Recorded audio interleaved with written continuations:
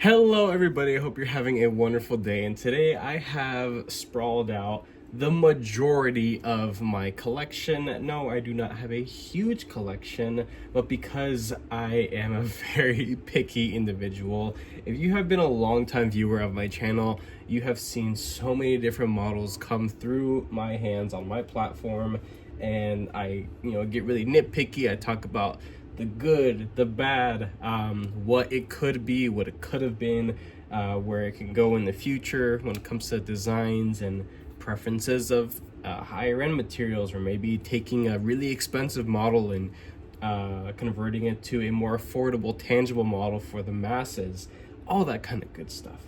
But currently, this is the majority of the collection. And one thing that I wanted to talk about while having a lot of this stuff out is the reason why I have the knives that I have in my collection currently. It's because I love them for some reason or the other. Every single thing in my collection gets plenty of pocket time and actual real world use. Not hard abuse. These are not screwdrivers. These are not hammers. These are knives. These are real knives. Not, cheapy drugstore or gas station knives. These are real knives made by incredible companies that put their best foot forward every day when it comes to precision, value, packing as much just cool stuff in for your hard-earned money. And money is not something that is readily available all the time. And as we are ending this year, I find myself in a position where I'm not really buying stuff. I'm saving up for gifts, of course, for loved ones. And I go and I look through my collection every once in a while, and I pick up stuff, and I'm like, oh hey, I remember when I got this, and why I sought it out, and I'm glad I have it in the collection. Is this something that's going to stick around? And I still have to almost sell myself on why things get to stay in the collection. Like the other night, I was making some content on just shredding some cardboard, and I was working with this thing a lot. This is the CMB Main Knives Predator. I was told that CMB might be making a premium version of this, and oh my god, am I so excited for that. I think that would be so freaking awesome. I would, of course, still shout from the highest mountains the wonderful amount of quality that you get out of something like this in its price point, about I think like around between 50 and 60 bucks, something like that. Overbuilt axis lock, good omega springs. You can actually change the tension. It has 3 different settings, and a nice, super performance oriented 14C28N blade. Now, the heat treat that's on this 14C28N, it's good for the geometry and design overall of the blade. This is something that's going to be more of a power slicer, not maybe a pocket scalpel, but definitely a powerful slicer. And the ergonomics of the design itself just allow you to really push through material. And it's not much of a wedge when you're going through thick multi-walled cardboard and stuff like that. And I personally find myself going through a lot of cardboard, zip ties, dense like plastic ties, stuff like that. And I reminded myself why I love that design so much. Another thing too is that when I do a lot of my cardboard destruction tests, just for my own sake of caring for edge retention and just seeing how different recipes of sharpening, sometimes I'll have fine edges or super coarse edges. Sometimes I strop, sometimes I don't. For the most part, I do. And then I'm really pushing my own abilities as a knife enthusiast and how much power and performance I could get out of every single model that I have here. And with this one, after I did my cardboard destruction and completely dulled out the edge, I can go and put this into my sharpening system and knock it out in probably 5 minutes and bring it back to a hair shaving sharp edge. And then I realized, well, the reason why I'm able to do that with such confidence is because of how the sharpening choil and the plunge grind is executed on this particular model. Now, to a lot of people, this isn't something that is super duper important, because let's be honest, there are a lot of people in this hobby that don't really care about actually sharpening their high-end knives. They just want to have it for pocket jewelry or as a collector's item. And I'm not bagging on those type of people at all. There are plenty of wonderful, well-educated enthusiasts within this community that will go and spread the word of a really cool up-and-coming, full in-house design, everything made in the US or wherever it's made from, and just kind of sharing with the community what they think about the overall build of whatever design they're working, showing off in different formats, content, whether it's on Instagram or YouTube or other platforms and whatnot. But one thing that I see a lot of the content creators to show off super high-end precision pieces, I'm talking like master CNC level machine knives, is the plunge grind and execution. It's as if the idea of a knife being dulled out and requiring a new fresh edge is almost an afterthought, and it's as though they don't really care that people actually use and sharpen their knives. They just want people to buy their knives because of the cool collectible precision work that goes into it. Because as an enthusiast of precision pieces, they care more about everything else but actually using said design. And I'm sure a lot of you would agree as well that you've seen people that will preach about a design and it's like, how do you sharpen that? What kind of system do you use to sharpen that? So I've gone ahead and actually reached out to a couple other content creators who tend to show off a lot of super high-end precision pieces that have really tight plunge grinds, practically no sharpening choil. And I asked a handful of people out there, what do you use to sharpen this? What kind of system are you using to sharpen these precision made pieces? Because it seems like that's a very popular trend where you have knives designed with I don't really have a great example of it, but a lot of you guys, if you're familiar with Spyderco is wonderful knife company. But as you can see here, I've actually dremeled in that little spot right there and that little spot right there. Those are sharpening choils that I cut in to the live edge, and it looks a little funky, especially on the black coated versions, because it kind of stands out a little bit, but it's really not that big of a deal. It just allows me to compensate for how my stones are shaped off of my wicked edge. And this is a single stone. There's 100 and 200 grit, but just to show as an example. So my stones have this flaw, I will say. They have this ledge right here, and don't mind if you hear like a helicopter going over, so what do they call it, the hood pigeon or something like that. But as you can see, the actual sharpening material, the stone itself, does not come all the way flush with the edge. There is this tiny little plastic edge that is part of the housing and the handle itself. This is one of probably the only flaws that the Wicked Edge system has, because when you look at a lot of other stuff like the KME systems, they have their resin bonded or whatever bonded stones, and they come all the way out to the edge. And I've seen some people sharpen using those KME systems, but I hate the idea of having, your knife clamped in like this and having to constantly flip flop back and forth. I think it's a little silly. I don't feel like you're gonna create a proper edge doing that. It's super consistent.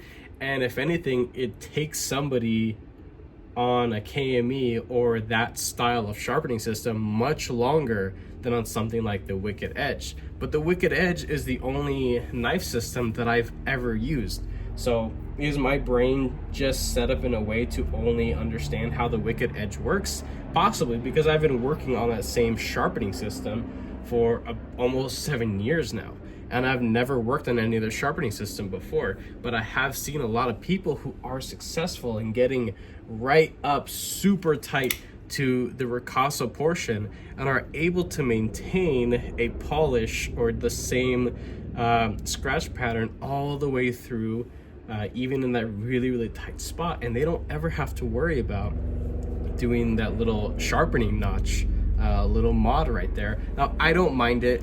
And I've figured that a lot of people don't mind it either. I have sharpened a handful of other people's Spyderco knives that they are ground and formed the same way, and they have zero sharpening choil. The plunge grind is super, super tight and executed very well, but the sharpening choil is non-existent. It is not a part of it.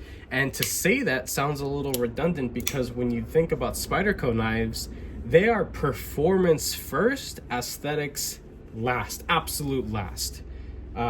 You think about value, the super steels that they're using in whatever sprint run, where it's made from, whether it's Taiwan or over there in the Colorado location, that's where this one's made. Golden, Colorado, USA Earth. You got to make sure to have that Earth part on there, because that's very important, because people want to know what planet their knife is made from, right? Really important. Spyderco is just precision and performance first and foremost. And to say that they don't really think about actual use, it's a little silly, because that's just how they do it. That's just how they execute the majority, if not all, their knives. So I personally don't mind putting in that little Dremel sharpening choil. I've done it to other people's knives. They don't really seem to mind, because it's not super big and visually obtrusive. But I go and I think about everything else in my collection, and I don't typically find myself having that issue. Now, there are a lot of models that I avoid getting completely, and spending the money on trying different models from different designers or companies, because it's like, I know I'm going to have an issue when it comes to sharpening that particular knife. Another one that, this is not comparable in the slightest. This is a fancy little Sativian knife, as fancy as Sativian can be. This is still a budget knife. It was under $100. This is what I carried on my wedding day. Titanium bolsters and little pivot rings, marble carbon fiber. I believe it's shred. Yeah, I think it's just shred carbon fiber. Marble and shred look quite the same. But this is just for example. I wanted to show you guys this up close. So you see how the plunge grind is really, really tight, really nice and precise right there. And the edge starts further out over here. I've been watching, for whatever reason on my feed on YouTube, I've been getting a lot of stuff about Shirogorov knives. And I'm like, damn, you know what? It would be really, really sweet to be able to check out a Shirogorov model. And then I go, and of course, I look for the cheapest, the most affordable Shirogorov that I can possibly get. It's like $650 or almost $700. And I'm like, damn, that's a lot of money. But you know what? If I sell like 5 or 6 knives, I can justify 5 or 6 like budget knives. I can justify getting something like that, even at this time of the year for me. And I would love to check out something like that, but am I really willing to risk getting a knife like that with such terrible plunge grind? Well, the plunge grind is good, but the sharpening choil it's terrible on those knives. And so I've been asking around on a couple other people's content, leaving little comments asking, hey, how do you sharpen this? What do you recommend to do? Is there a system that you've seen high levels of success in properly hitting that really tight area? Because when it comes to sharpening, having to compensate for that little ledge right there, it's kind of annoying on these stones. But I'm also not in the position to try out 4 or 5 different other sharpening systems because of how much they freaking cost. I wanted to get a sharpening system that's damn near one and done. And is the Wicked Edge a sharpening system that is one and done? Well, if you're shopping for the right knives, and clearly there are plenty of models that you can get that you don't have to worry about compensating for that little plastic ledge on the stones that come with the Wicked Edge system, there are still plenty of knives available to you for you to sharpen with confidence, and not so that you don't scratch any of the shouldering of the bolsters or the actual plunge grind itself. But it still tends to happen sometimes. So is the Wicked Edge one and done? I guess not anymore. And as much as I still love the Wicked Edge system because it's just so easy and so fast to work on, I'm really considering picking up something else just so that I can have a much broader experience in checking out other precision stuff. And while I'm not in a position right now to be buying multi-hundred or even $1,000+ knives, next year I'm probably going to thin out a lot of my collection and pick up a piece or two here and there throughout the year that, you know, cost more than I probably should be spending on a knife. But that's the enthusiast side of it all. I wanted to show this, for example. So I made some short format content showing off this. This is the CGRB Prado. The action is a little sluggish on this, but it's still quite satisfying. I have thick washers in here from Skiffs because the bearings that come with it standard are really cheap and chintzy feeling, and I wasn't a fan of it. The second I put some washers in here, I fell in love. I think that with washers, this is a very appropriate powerhouse slicer of a knife right here. Very simple, very inexpensive, around like 55 bucks. You get good blade material for what the price is. They're AR RPM 9. I've sharpened this stuff a bajillion times. Really easy to sharpen, very corrosion resistant, and it just holds up a pretty good edge, especially when they're actually ground. And you know, the taper is nice and fine, nice and thin behind the edge. These are meant for slicing. I love doing that. It's good stuff. But as you can see, it's a little bit difficult to see here, but if I get it in the right light, you will see the kind of fluted effect that happens as they are machining in the plunge grind. It kind of like slowly like creeps up right there.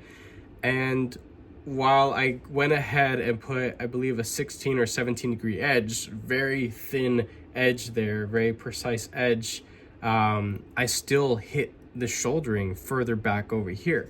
And as well as on the other side, I kind of nicked it a couple times every time I made a pass or so with my stones, and I nicked it. And it's just kind of annoying because I actually like coated and blackened blades themselves.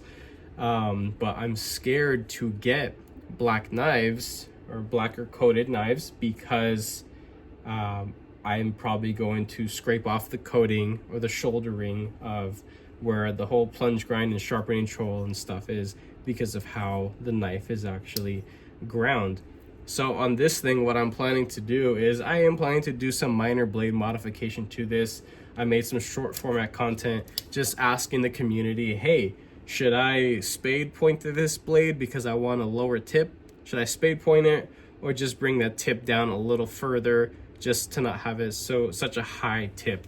Now, while I no longer have a job where I need a utility style blade, and I have plenty of things in the collection that would replace a standard utility blade, I still love this model and I would like to keep it in the collection. I just want a lower tip. That's just me being a picky bastard, right? So that's a modification that I'm willing to do, is either spade the tip or just ground it a little bit further down so it's a little bit more in line, probably centered with the pivot versus the tip being above the pivot and the center line of the knife.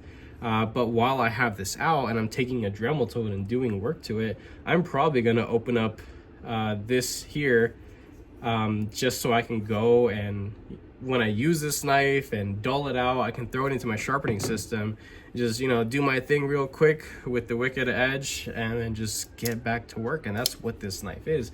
This is a budget knife.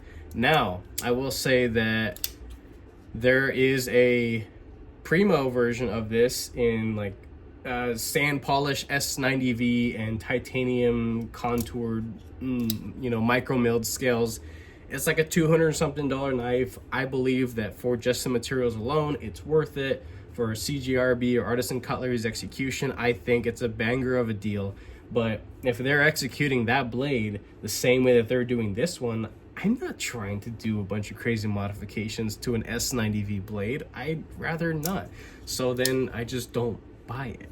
And I find myself interacting with a lot of people throughout the community that agree that if it's not easy to sharpen, referring to the plunge grind and sharpening trowel execution, they just won't risk the headache and the hassle later on.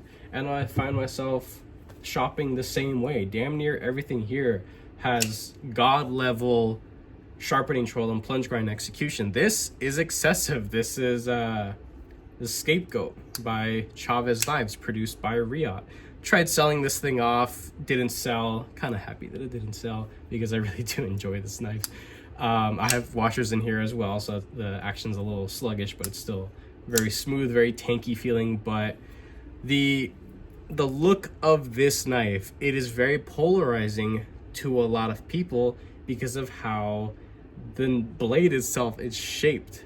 But this is a sharpener's dream right here.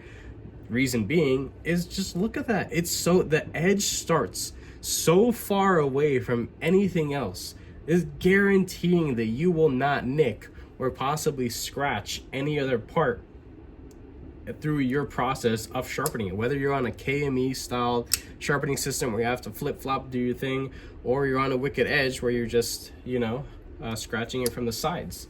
That's awesome. I love this model. This thing it's a harder use frame lock folder that has thick stock, and when I dull out the edge, because it's kind of soft M390 in my opinion, I can go ahead and put an edge on it in under 5 minutes, and it's back to work. Another thing that I talk about a lot too, the Senka Glide Strike. It's basically just a large a very affordable large version of the Scapegoat. Just take a look at that and the similarities right there. You get a little bit more cutting edge with this, but it is also a much larger model overall. I think this is a sharpener's dream as well. I recommend a model like this. If you already know that you want a larger knife, look no further, because this is a slicing powerhouse that's around 40 to 45 bucks. It's just freaking sick. It has bearings already from the factory, and it just has stupid action. There is G10 and micarta variations, coated and uncoated. This is obviously just like their standard satin. Good blade material for the price point, the 9CR 18 MOV. Good stuff, in my opinion, again, for the price. All steel hardware, steel liner.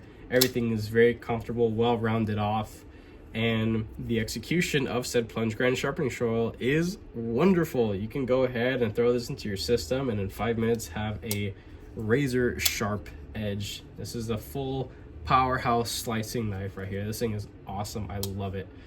The reason why the CGRB Pyrite Light has just blown up with the alt blade, with the alternative Warncliffe blade.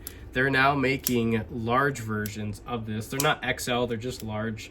I think instead of a 3-inch cutting edge, it's going to be like 3.75 or something like that. So it's not a huge knife in comparison, but I think it's going to be maybe closer to that. Maybe a little bit shorter than the Glide Strike. I think that would be awesome. I can't wait to get my hands on one of those. But the reason why this thing is so successful is because it's super thin. It's easy, incredibly easy to sharpen because of how it's designed. And people just love it because it's dirt freaking cheap. Some knives that I've had to do modifications on for my own personal preference. This right here, this is the Coniferous V by Kaiser and Justin Gingrich. I made some content chopping the flipper tab and making a very roomy and comfortable forward finger trowel. I love this knife now. This thing is pretty darn sweet for the price. I got it on like super sale because it's honestly a model that didn't do too well when it came out, and so Kaiser's just trying to just get it the hell out of their warehouse and just sell it for as cheap as they can. And you know, I hopped on it and I got it and I love it. You know, I had to do a little bit of modification, made some cool content in the process. I learned, other people learn from, you know, seeing my mistakes or seeing the work that I do.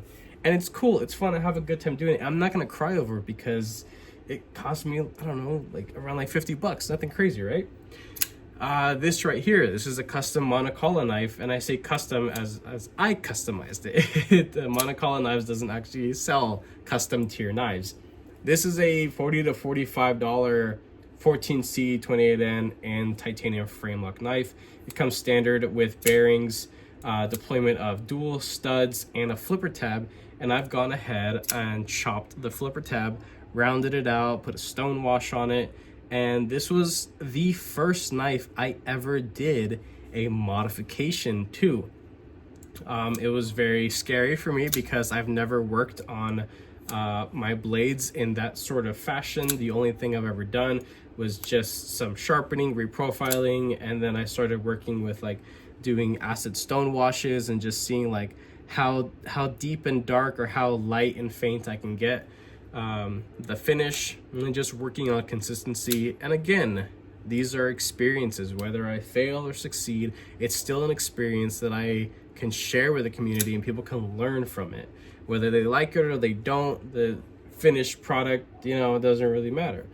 But through my first time doing this, I realized, hey, I probably should have made that sharpening choil a little bit bigger because I can barely get, you know, the first little knuckle on there. And while it's comfortable and while it still looks good, I would have wanted to be able to widen that up just a little bit just to get that second knuckle around it, like I'm able to do with the Coniferous V over there. So that's a project for the future. If I ever find myself with, I don't know, just the feeling of wanting to work on this thing again, I can do that in the future. And I have something that looks cool, it's unique. I'm sure a handful of people out there have already done modifications to their ultra affordable Monocolla knives. This also has skiffs in it too. I mean, the skiffs alone cost like half of what the whole freaking knife costs. It's funny. But you know, this is a wonderful little piece that has probably the best executed 14C28N I've ever experienced. This stuff is hard, like hard 14C28N. I do not have a what is it called, an HRC tester, whatever the proper machine name is, but I'm willing to bet this is probably the hardest 14C28N in my entire collection. And I have quite a bit of 14C28N. It's good stuff. I love it. That was a fun one to work on. So that's just, I don't know, just a little ramble of why I love sharpening choils so much, because at least on the system that I have, I shop for knives with the thought in my head, I need to think about, is that something that's going to be easy to sharpen? Another thing that I'm planning to make a full review for and some comparison videos with either other stuff that I have currently or stuff that I have coming in soon. This right here, this is the Cochise made by Miguron Knives, and the designer is AZ USA or Azusa Blade Works. I did get confirmation. Now, I will make sure to put this in the full review.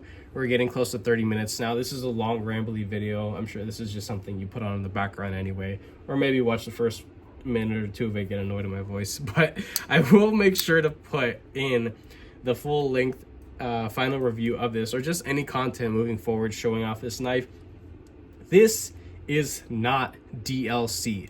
On the listing of when this thing was first put out for pre-order forever and a day ago, this was marketed as being a $40 DLC coated knife. And I think a lot of people hopped on this knife because of the just wild price point for what diamond light coating is, or DLC. Now I have a couple examples of it. I have two Spydercos. This is their standard like matte finish DLC. Looks kind of shitty, but it does its job. I have some polished one here too, and the Compadre by Kanwu Knives. Beautiful stuff, super hard. Love the look of it. If you like black knives and you like black shiny knives, there you go. Polished DLC, wonderful stuff. But when you look at this, I was thinking, you know what? This looks like a PVD. And it's hard to tell without actually taking a file or a bit or something to it and like picking at the coating. I wasn't willing to do that. But if I didn't get confirmation from them, I probably would have done that in my upcoming videos showing off this knife. But I did get confirmation from Azusa Blade Works. No, I did not tell them, hey, I'm a content creator, I'm gonna rat you guys out. It was more like, hey, that's a cool knife. I'm curious on the blade coating. Is it DLC or is it a PVD? And immediately they responded to me and told me, yes, that was actually a little miscommunication between Migueron and us. We've gone ahead and corrected it, and it is a PVD. It's a good PVD coating. It's, well applied, nice and thick. It's good stuff, and I can definitely back them up on saying that it's a very healthy coating of PVD. It's very, very wear resistant in comparison to other PVD coatings that I've experienced. And I'm happy with it for what it is and its price point. But it got me thinking that I don't think that they did this intentionally, but the listing stayed as DLC coated knife the entire time through the pre-order. And I think maybe they left it up there to reel in a lot of people to get the pre-orders and then corrected it later on. I'm not saying that that's what happened, but I'm thinking like, hey, that's a pretty cool little gimmick to, mislead some people. Is that something that happened? I don't know. I'm not accusing them of that. But I'm glad that they were honest with me immediately without me saying anything about me being a content creator. So they owned up to it. They did tell me right away that it was a mistake, it was a miscommunication, and they've gone ahead and corrected that information where it needs to be corrected, and moving forward they will make sure to stay on top of things like that. So I really do appreciate Azusa Blade Works for being honest and not giving like run around or beating around the bush. They were like immediately like, no, that was a mistake on our part, communication and stuff with Migueron knives. It is just a PVD, a damn good PVD, but yeah, that's it. And that was it. I didn't tell them anything about me being a content creator or trying to like get anything out of them. But this knife in particular, and I didn't feel like it was my right to complain about the execution of where the stop pin lands and kind of talking about like the other content that I've made showing this knife off, because I was kind of ragging on the design for having essentially the stop pin back there landing so damn close to the live edge. I actually had to put in my own sharpening choil there just because there was no sharpening choil. It was just a port plunge grind and zero sharpening choil. I'm not a fan of that, but the only reason why I got this knife was because I saw that it said DLC coated blade for $40. That's the only reason why I bought this knife. That's it. I thought it was a cool utilitarian blade shape. I saw that it was made by Migueron. The pivot collar and the clip were a immediate dead giveaway, because this is a very similar construction to a lot of Migueron's budget tier of knives, whether they're in-house designs or collaborative works like this piece is right here. I was like, hey, I have confidence in Migueron knives in their execution of budget knives because I've experienced stuff, and they're saying that this is a DLC coated blade for $40. Sign me up. And if I had any more money, I probably would have bought another one. And it turned out being, a mistake. Now, that doesn't bug me so much as it might bug a lot of other people. I am a content creator and I'm not gonna cry over, $40. I still think it was $40 well spent. This thing has seen a shit ton of pocket time because it is still a wonderful fidgety slicer knife. It is a little bit thick behind the edge, and again, harping on the whole no sharpening choil and poor placement of the stop pin right there. That's really it. This is still a pretty sweet knife here, but I had to go and put my own little sharpening choil in there right there, because that's just what I needed to do. That's what I felt like I needed to do. So, but taking a look at other stuff in the collection, Sebenza, whether you have the other blade shape, I forget the name of the other blade shape, it's just a sheep's foot, right? The plunge grind sharpening choil, beautiful, beautiful, beautiful. I freaking love it. I could sharpen this thing to no end, to where it's just this skinny little shiv, and I probably still won't even get a smile then. Love that. The FM1 by Cold Steel. This is a sweet knife that honestly stands out from a lot of other stuff that Cold Steel makes, because Cold Steel is another company that doesn't give a shit about how the knife looks after you purchase it and sharpen it.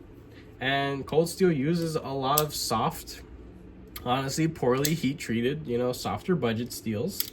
That's just fact. That's just the truth. This is S35VN, and it's actually very well heat treated. Not the best S35VN I've ever experienced, but it's up there with some of the best S35 I've ever experienced. And the execution of a sharpening choil and a plunge grind, it's just wonderful. I love that. And I think that's why this thing stayed in the collection, because despite all the tiny little BS nitpicks that I can, crap on this knife for, the fact that, it's cool looking, it's fun and fidgety, it's super slicey and incredibly easy to sharpen. It's the reason why this thing sticks around for as long as it has. And I'm actually planning to do some anodization to that relatively soon. But that's it. Let me know what you guys think about, what are your guys' thoughts on plunge grinds and sharpening choils? Do you guys avoid knives that you think are going to be difficult to sharpen besides super steel talk?